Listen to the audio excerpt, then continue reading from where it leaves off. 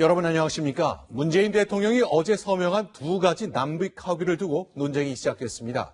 군사 합의였던 만큼 국회 비준 동의를 먼저 받으라는 것이 보수 야당의 주장입니다.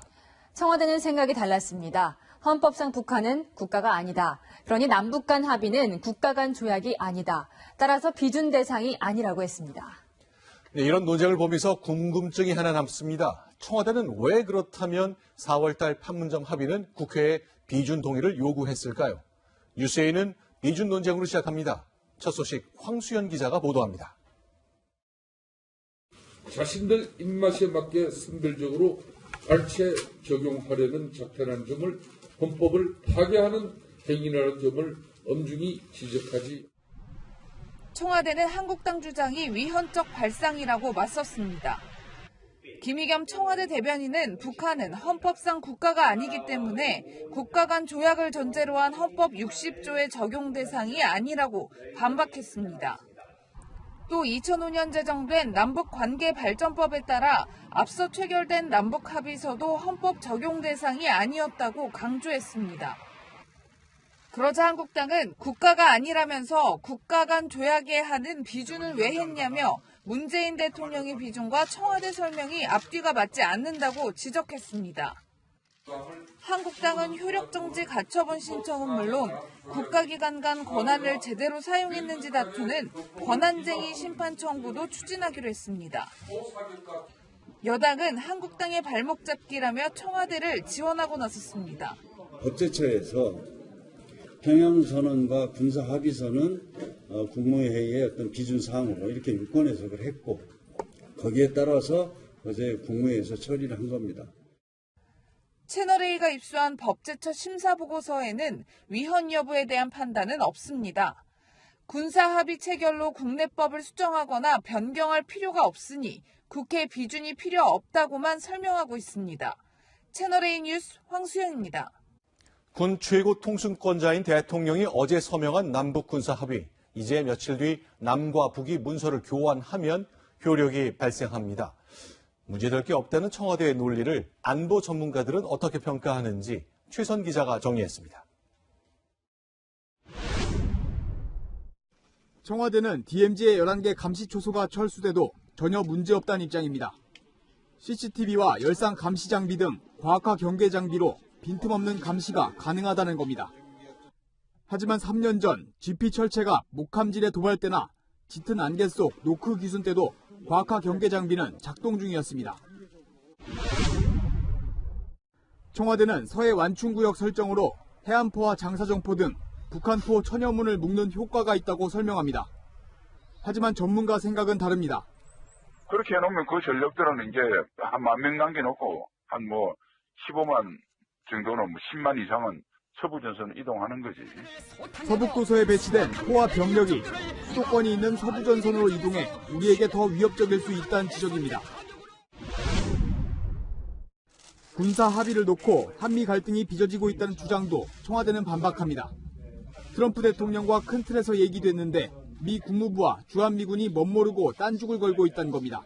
I believe this inter-Korea dialogue must remain linked to denuclearization and South Korea synchronized with the United States.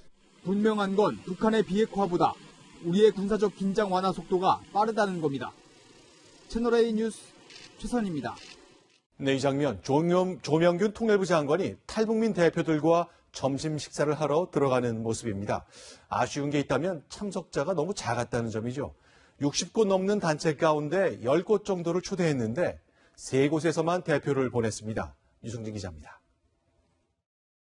조명균 장관은 탈북민 차별을 중단하고 당장 사퇴하십시오.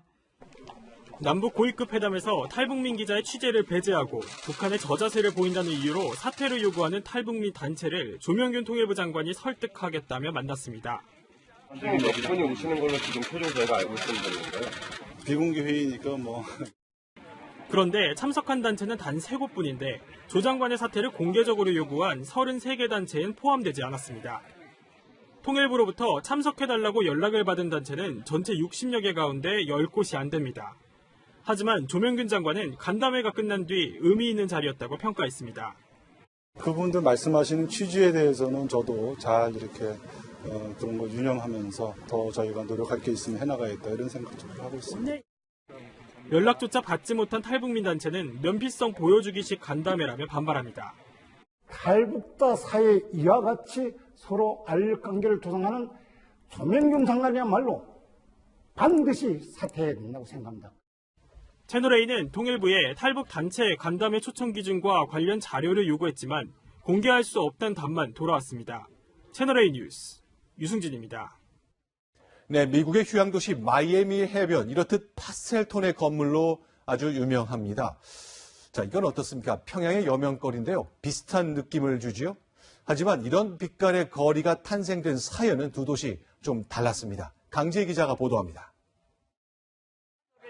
평양 시내 퍼레이드에 나선 문재인 대통령과 김정은 위원장 뒤로 질비한 초고층 건물. 평양의 맨해튼, 이른바 평해튼으로 불리는 여명거리입니다. 북한은 건물들을 파스텔 톤으로 단장해놓고 자체 개발한 페인트를 활용했다고 선전했습니다. 우리나라에서 흔히 얻을 수 있는 튀는 재료를 가지고 후면 발생 칠갑을 개발하게 해주는 그 사업을 후면들이 발생해서 공기랑 차타기를 들어가는데 진짜 살아보니까 얼마나 머리도 맑고. 하지만 지난달 남북정상회담 당시 평양을 방문했던 정부 관계자는 북한이 석유가 원료인 유성 페인트를 수입하지 못해 자체적으로 수성 페인트를 만들었었는데 질이 좋지 않았다고 말했습니다. 여명거리 건물 벽면을 손으로 만져봤더니 페인트가 손에 묻어나올 정도였다고 설명했습니다. 북한은 대북 제재로 석탄 수입이 막히자 지난해 말부터 누진세를 전격 도입하고 가정용 전기 사용 요금을 10배 인상한 것으로 알려졌습니다. 북측은 지난 14 남북 공동행사차 평양을 방문한 우리 측 인사에게 여명거리도 1년 만에 만들었다며 제재만 풀어주면 철도 연결도 1년 만에 다 할 수 있다고 말하기도 했습니다. 경제 압박에 시달리는 북한은 각종 매체를 동원해 연일 대북 제재 완화를 촉구하고 있습니다. 채널A 뉴스 강지입니다. 밀폐된 좁은 공간에서 생활하는 해군 잠수함 승조원들의 삶, 잘 알려져 있지 않습니다. 이들의 스트레스를 심층 조사한 보고서가 처음으로 공개됐습니다. 김철웅 기자가 단독 취재했습니다. 해군에서 올해 초 전역한 A씨는 잠수함 근무가 생각보다 고됐다고 털어놨습니다. 일단 들어가면 샤워가 안 되고요. 물티슈로 닦아요. 그래서 3주 동안. 머리만 한 2, 3일에 한 번씩 감아요. 길게는 3주까지 제한된 공간에 있다 보니 의식주 해결부터 스트레스의 연속입니다. 침대라든지 이런 쉴 수 있는 공간이 너무 좁기 때문에 키가 큰 사람들 같은 경우에는 굉장히 불편하고 승조원들이 40명가량이 되는데 대변기로 쓰는 게 하나밖에 없습니다. 그 대변 참게 되고 변비에 걸린 그런 승조원들이 많습니다. 해군이 현직 승조원 200명을 조사한 보고서입니다. 승조원 84%가 가족과 연락 단절, 실내 공기질 문제 등으로 정신적 스트레스를 호소했습니다. 만성 치주 질환과 편두통, 청력 감퇴를 앓는 경우도 절반에 달했습니다. 다음 출동을 준비하며 쉬어야 할 시간에 부대 개방 행사에 동원돼 잠수함 설명과 안내를 맡기도 합니다. 잠수함 수리 작업과 행사 준비가 겹쳐 과로한 승조원이 하혈한 적도 있습니다. 출동 끝나고 돌아와도 행사에 차출돼서 가족 볼 시간도 없고 쉬지도 못해요. 열악한 환경 때문에 숙련된 승조원이 잠수함을 떠나고 있다고 해군 측은 설명합니다. 각종 행사에 동원돼 승조원들이 휴식 시간도 뺏기고 있습니다. 생활 환경도 개선해야 합니다. 숙련된 인력 확보 등 처우 개선이 시급하다는 지적입니다. 채널A 뉴스 김초롱입니다. 강용석 변호사가 오늘 법정 구속됐습니다. 사문서 위조 혐의로 징역 1년이 선고됐습니다. 자신과 불륜설이 불거진 유명 블로거 도도맘의 남편과 소송하는 과정에서 문서를 위조한 혐의입니다. 먼저 안보겸 기자가 보도합니다. 법원에 들어서는 강용석 변호사는 살짝 미소까지 지으며 여유 있는 모습이었습니다. 뭘 겉에 나중에 말씀드리죠 뭐. 하지만 재판이 끝난 뒤 강 변호사가 말할 기회는 없었습니다. 징역 1년의 실형을 선고받아 법정 구속됐기 때문입니다. 재판부는 강 변호사가 불륜설이 불거진 유명 블로거 도도맘 김민아 씨와 공모해 김 씨 남편 명의의 소송 취하서를 위조한 게 맞다고 판정했습니다. 앞서 2015년 도도맘 김 씨의 남편은 자신의 아내와 불륜을 저질렀다며 강 변호사를 상대로 1억 원의 손해배상 소송을 냈습니다. 이 소송을 시화시키기 위해 강 변호사는 김 씨와 공모한 뒤 김 씨 남편 명의의 소송 취하서에 남편 도장을 몰래 찍어 법원에 낸 혐의로 재판에 넘겨졌습니다. 재판부는 변호사라는 지위와 기본 의무를 망각해 죄질이 나쁘다고 밝혔습니다. 또 강 변호사가 전혀 반성도 않고 있다며 아내의 불륜에 고통받은 피해자가 엄벌을 요구하는 점 등을 고려해 실형을 선고한다고 말했습니다. 1심 형량이 확정될 경우 강 변호사는 변호사법에 따라 변호사 등록이 취소됩니다. 항소할 거냐는 기자들의 질문에 네라고 답한 직후 강 변호사는 서울구치소로 이송됐습니다. 채널A 뉴스 안보겸입니다. 석혜균 성장과 귀순병사 오청성을 살려낸 이국종 아주대 의대 교수가 오늘 국회에 나왔습니다. 응급의료 헬기죠. 닥터 헬기의 문제점을 증언하러 나온 겁니다. 김남준 기자가 보도합니다. 흰 가운 대신 말쑥한 정장 차림으로 국정감사장에 선 이국종 센터장. 미리 준비한 해외 사례를 보여주며 닥터 헬기가 사전에 승인받은 장소인 인계점 외에 어디에나 이착륙할 수 있어야 한다고 지적합니다. 인계점은 굉장히 중요하지만 거기에만 착륙을 할 수 있다는 법은 전 세계 어디에도 없다는 겁니다. 지난 2015년부터 올해까지 이착륙 불가로 닥터 헬기가 출동하지 못한 건 80건. 대부분 인계점 관리 부실이 원인입니다. 이 센터장은 소음 민원 때문에 환자에 접근하기 힘든 상황을 설명하며 청와대를 예로 들기도 했습니다. 청와대 인근 지역으로 저희가 비행을 못 들어오게끔 하면서 그런 거를 다 윗분에 핑계를 댄단 말입니다. 닥터 헬기 소음을 혐오시하는 사회 분위기에는 안타까움을 나타냈습니다. 저런 비행이나 저런 걸 보고 사람들이 뷰티풀 한단 말이에요. 굉장히 아름답다고. 저건 정말 생명을 살리는 소리거든요. 이 센터장은 무전이 안 돼 SNS 메신저를 이용하는 열악한 업무 환경을 설명하면서 목숨 걸고 현장을 누비는 의료진에 대한 지원이 필요하다고 당부했습니다. 채널A 뉴스 김남준입니다. 터키에서 살해당한 언론인 카슈크지의 시신이 발견됐다는 외신 보도가 나왔습니다. 사우디 왕실이 점점 궁지로 몰리고 있는데요. 그나마 우호적이었던 트럼프 대통령마저 최악의 사건이라며 규탄했습니다. 황아람 기자가 보도합니다. 약혼녀와 손을 잡고 사우디 영사관으로 향하는 카슈크지. 잔인하게 살해된 이후 터키 경찰이 20여일간 주변을 수색 중인 가운데 영사관 관저에서 심하게 훼손된 그의 시신이 발견됐다는 외신 보도가 잇따랐습니다.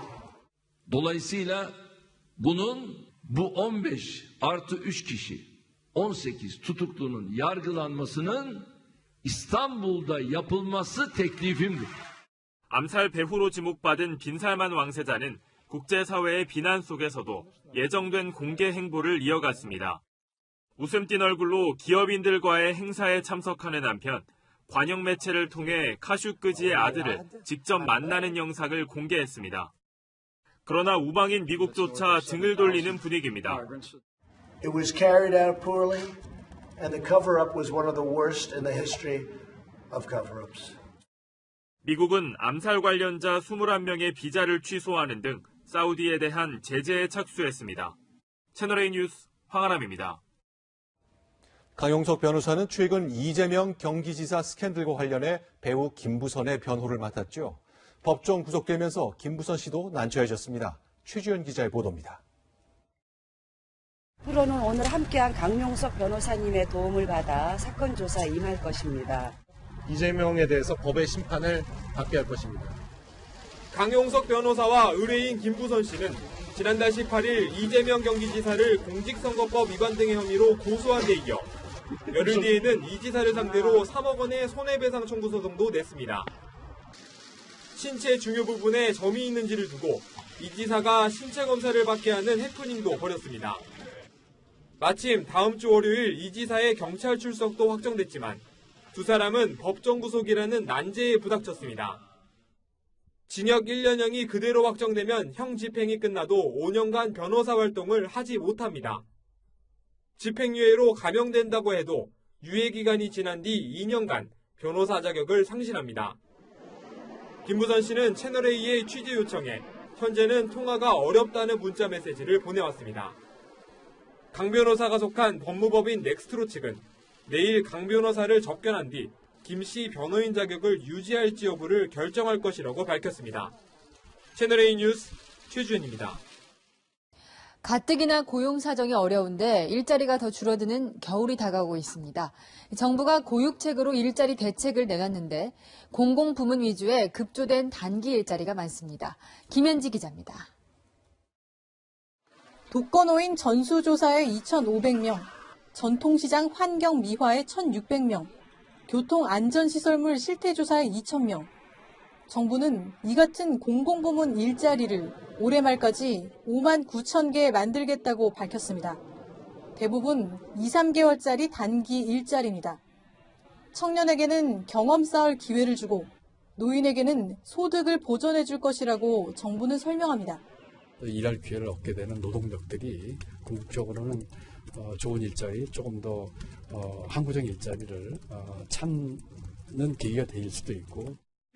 하지만 고용 파국을 막기 위해 급조된 미봉책이라는 의견이 나옵니다. 이력서에 쓸 내용이 좀 돼야 될 것 같은데 기업들이 이제 이런 류의 일자리를 스펙이나 이런 경험으로 쳐줄지도 조금은 의문이고. 공유경제, 원격진료 등 양질의 일자리를 만들 수 있는 혁신성장, 규제혁신 분야에서는 뚜렷한 돌파구를 찾지 못했습니다. 가치의 대립이 있기 때문에 단기간에 해법을 한 번에 찾기는 어렵습니다만은 이번 일자리 대책은 기업의 대형 투자 프로젝트를 지원하고 연내 탄력 근로기간을 현행 3개월에서 6개월 또는 최장 1년으로 확대 검토하는 등 기업의 기살리기 방안을 담고 있지만 경기와 고용을 되살리기엔 여전히 부족하다는 지적입니다. 채널A 뉴스 김현지입니다. 그제 서울 강서구의 아파트 주차장에서 전 부인을 흉기로 살해한 남성이 붙잡혔죠. 가해 남성의 딸은 아버지가 심신미약을 주장할지 모른다고 걱정했는데요. 오래전부터 가정폭력에 시달렸다며 사형을 선고해달라는 호소까지 했습니다. 백승우 기자가 딸을 직접 만나 인터뷰했습니다. 숨진 여성과 함께 지내던 딸은 사건 발생 당시 집안에 있다가 믿기 힘든 소식을 들었습니다. 주차장에서 칼을 맞고 돌아가셨다고 얘기를 듣고 솔직히 안 믿겼어요. 딸은 아버지가 사건 전날 직접 범행을 예고하는 듯한 얘기를 남겼다고 주장합니다. 너네 엄마 가만 안 놔두겠다. 너네 엄마 어떻게 해코지를 하겠다라는 식으로 뉘앙스를 얘기를 하더래요. 또 예전부터 어머니와 자식들에 대한 폭행이 잦았다고 말합니다. 한쪽 얼굴 가라앉아서 눈이 안 보일 정도로 이렇게 맞으셨었거든요. 4년 전 이혼한 뒤로는 살해 협박도 자주 받았다고 언급했습니다. 협박 메시지 보내고 일가족 살인사건 기사 이런 것도 다 캡처해서 그냥 너 딸들 다 죽여버리겠다. 딸은 지난 7월 정신과 진료를 이용해 아버지가 심신미약을 주장할 수 있다고 우려합니다. 죽이고 6개월만 살다가 나오면 된다고 얘기를 했어요. 심신미약이라던가 뭔가 계획을 해놨기 때문에. 그러면서 법정 최고형을 호소했습니다. 저희 엄마가 한을 풀 수 있도록 그냥 사형을 받을 수 있도록 원하고 있고요. 모든 분들이 청원을 통해서 도와주셨으면 하는. 경찰은 피의자인 전 남편에 대해 살인 혐의로 구속영장을 신청했습니다. 채널A 뉴스 백수우입니다. 시속 100km로 달리는 고속도로, 앞차에서 떨어진 거대한 화물이 내 차를 덮치는 상황은 상상만으로도 끔찍한데요. 어제 이런 사고가 잇따랐습니다. 배유미 기자입니다. 크게 부서진 고속버스 한 대가 옆으로 넘어져 있습니다. 안에선 빠져나오려는 승객들의 다급한 목소리가 들립니다. 나와 있는 사람 있어요? 사고가 일어난 건 어제 오후 6시 30분쯤. 고속도로를 달리던 버스가 가드레일을 뚫고 5m 아래로 추락했습니다. 앞서 달리던 25톤 화물차에서 성인 키만한 포대가 떨어졌고 뒤따르던 1톤 트럭이 이를 피해 속도를 줄이면서 버스가 그만 트럭 뒷부분을 들이받은 뒤 도로 밖으로 튕겨나간 겁니다. 앞에 있는, 피하니까 앞에 있는 이제 낙하물을 발견했을 거 아니에요? 부딪히지 않으려고, 틀려고 핸들을 틀다가. 이 사고로 50살 이모 씨가 숨지고 버스기사와 승객 등 13명이 다쳤습니다. 경찰은 화물을 떨어뜨린 25톤 화물차 기사를 불러 불량 적재 여부를 조사할 계획입니다. 30분쯤 뒤에는 서해안 고속도로에서 승용차와 화물차 등 4대가 잇따라 부딪혀 1명이 숨지고 6명이 다쳤습니다. 경찰은 앞서가던 화물차에서 떨어진 적재물을 피하려고 승용차가 갑자기 멈추면서 사고가 난 것으로 보고 있습니다. 떨어진 적재물은 낚시에 쓰이는 소라더미였습니다. 채널A 뉴스 배우입니다. 이렇게 고속도로 위에 떨어진 적재물은 운전자의 생명을 위협하는 도로 위 흉기나 마찬가지입니다. 비슷한 사고가 반복되지만 단속은 제대로 이뤄지지 않고 있습니다. 계속해서 공국진 기자입니다. 앞서 달리던 화물차에서 벼랑간 적재물이 떨어집니다. 전면 시야를 모두 가릴 뻔한 아찔한 상황. 뒤에 오던 대형 화물차도 급히 속도를 줄입니다. 고속도로를 달리던 화물차에서 떨어지는 적재물은 한 해 평균 28만 건에 달하고 이로 인한 교통사고도 매년 40건 이상 발생하고 있습니다. 도로에 떨어진 적재물은 대형 사고로 이어지는 경우가 많습니다. 고속도로는 고속주행이기 때문에 추락 낙하물이 생기면 비록 작은 거라 할지라도 엄청난 충격을 말 그대로 사고 안 난 것은 운이에요. 현행법상 화물을 묶지 않거나 덮개를 씌우지 않으면 모두 불량적재에 해당합니다. 하지만 적발돼도 범칙금 5만 원과 벌점 15점이 부과되는 게 전부. 그나마 고속도로를 관리하는 도로공사는 단속권이 없어 경찰에 고발하는 것 말고는 할 수 있는 게 없습니다. 도로 위에 흉기처럼 돼버린 불량적재에 대한 화물차 운전자들의 의식 개선은 물론 처벌 강화 등 대책 마련이 시급하다는 지적입니다. 채널A 뉴스 공진입니다. 네, 정부는 내일 사립유치원 비리 근절 대책을 발표합니다. 이를 하루 앞두고 사립유치원 단체가 긴급 기자회견을 가졌습니다. 사과는 했는데 또다시 적반하장이었습니다. 교육부를 탓했습니다. 김담디 기자가 보도합니다. 학부모님들께 실망을 드려서 대단히 죄송합니다. 사과는 했지만 사립유치원들이 비리유치원으로 낙인 찍힌 건 억울하단 말은 반복했습니다. 또 이번 사태를 교육부 탓으로 돌렸습니다. 비리 집단으로 매도된 가장 큰 이유는 교육부에서 사유재산에 대한 보장이 없는 재무회계 규칙을 적용하였기 때문입니다. 사립인 만큼 설립자의 재산권을 보장할 수 있는 회계 시스템을 만들어달라고 목소리를 높이기도 했습니다. 국가 회계 시스템 에듀파인에 참여하는 걸 계속 거부하겠다는 겁니다. 사립유치원들의 입장이 사실상 바뀌자는 가운데 부산 지역 사립유치원들은 다음 주 월요일부터 일주일간 집단 휴원에 들어갈 예정입니다. 또 현재 진행 중인 내년 신입 원화 모집도 잠정 중단하기로 했습니다. 교육부의 대책에 맞서 본격적인 실력 행사에 나서는 겁니다. 사립유치원들은 내일 교육부의 발표 내용을 보고 추가 입장을 내놓기로 했습니다. 채널A 뉴스 김담비입니다. 네, 대대적인 예고에도 불구하고 어젯밤에 있었던 음주운전 단속에서 45명이 적발됐습니다. 그런데 한쪽에선 스마트폰 꼼수로 음주 단속을 비웃고 있었습니다. 신선미 기자가 취재했습니다. 경찰의 음주 단속을 무시하고 달아나는 흰색 차량. 얼마 가지 않아 꼬리를 잡힙니다. 40대 여성 운전자는 혈중 알코올 농도 0.195%의 만취 상태였습니다. 2시간 동안 고속도로 톨게이트 31곳에서 벌어진 음주 단속에서 45명이 적발됐습니다. 자, 0.081. 네. 정지수 씨 나오신 거예요? 다시 한 번 할 수 있어요? 아니, 이거 기계는 원래 한 번 이상 못 합니다. 음주운전 처벌을 강화해야 한다는 목소리가 커지고 있지만 한편에선 단속만 피하면 끝이라는 꼼수도 벌어집니다. 경찰의 음주 단속 정보를 공유하는 스마트폰 애플리케이션이 성행하고 있는 겁니다. 음주 단속이 이루어지고 있는 서울 톨게이트 앞인데요. 이 앱에는 경찰의 단속을 알리는 정보가 속속 올라오고 있습니다.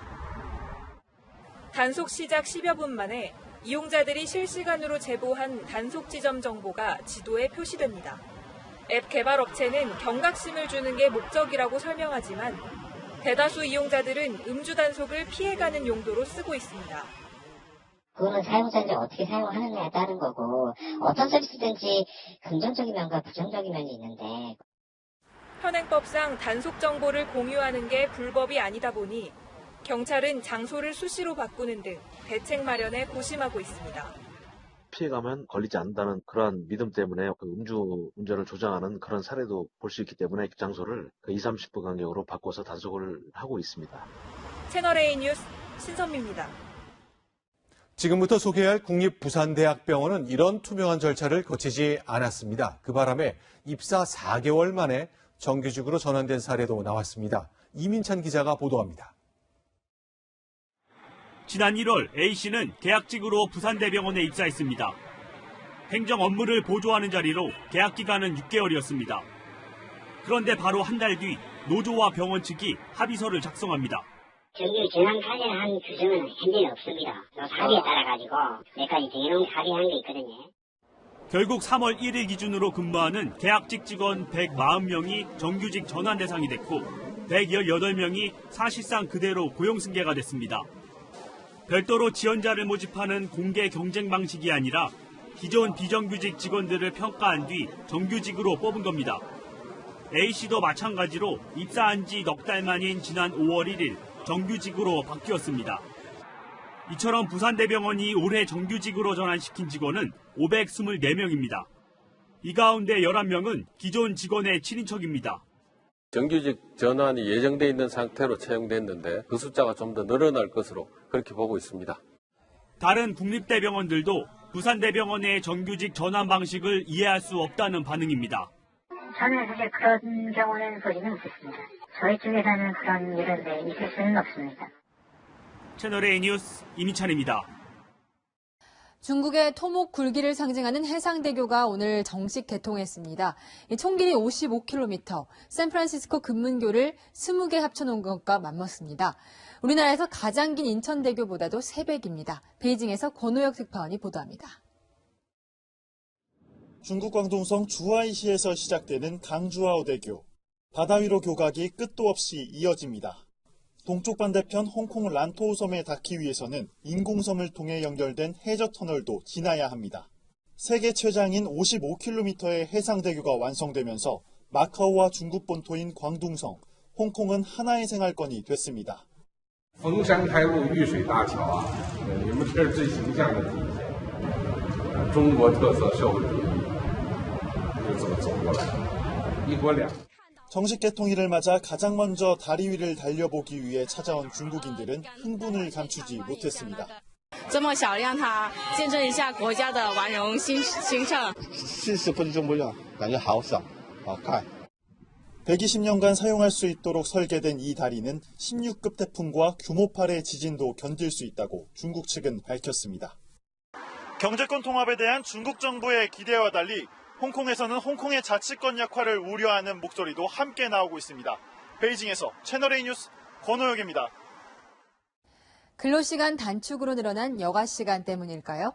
강태공이 늘고 있습니다. 덕분에 낚시용품 산업도 급성장하고 있습니다. 이현수 기자입니다.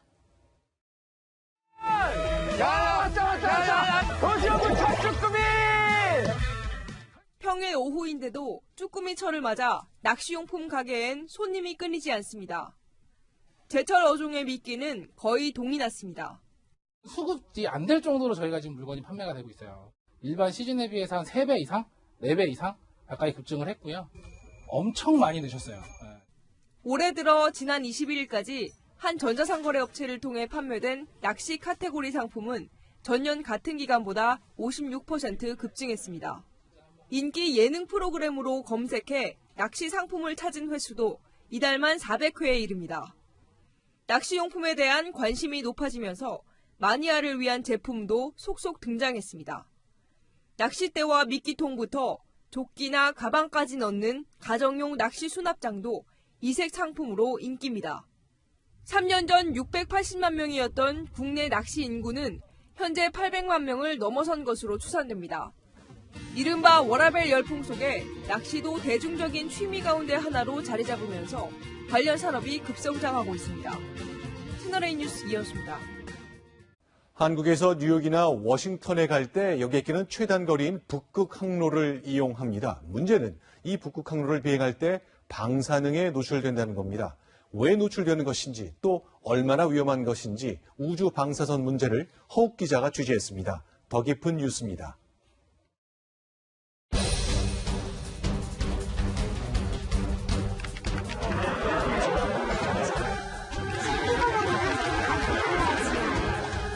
다음이 또 많이 들어가신 영화들을 좀 봤습니다. 땅속이나 공기 중 같은 자연 상태에서도 발견되는 방사성 물질. 높은 에너지 입자인 방사선은 지구 바깥에서도 끊임없이 유입되는데 비행 고도가 높아지면 인체에 유해한 우주 방사선의 양도 늘어납니다. 우주에서 나오는 방사선, 유전자 또는 DNA를 변형시킬 수 있습니다. 암세포가 처음에 만들어질 때 이제 정상적인 유전자가 변해서 그 세포가 막 자라게 되는 세포로 바뀌는 게 암이거든요. 국내에선 10여 년 전부터 미주로 가는 최단 거리인 북극 항로를 이용하면서 우주 방사선 논란이 시작됐습니다. 우주 방사선의 하나인 태양 방사선의 집중 유입 경로가 북극인 탓에 피폭량이 크게 늘어나기 때문입니다. 실제 비행이 잦은 항공승무원의 연간 방사선 피폭량은 원자력 발전소 근무자의 3배. 하지만 항공사는 일반 승객들은 물론 승무원들에게도 우주 방사선에 대해 적극적으로 고지하지 않고 있습니다. 회사에서 방사선량 문제 없다라는 인생을 관심을 주고 있는데 어떤 특징이 없으니까 좀 어떻게 거부할 수 있는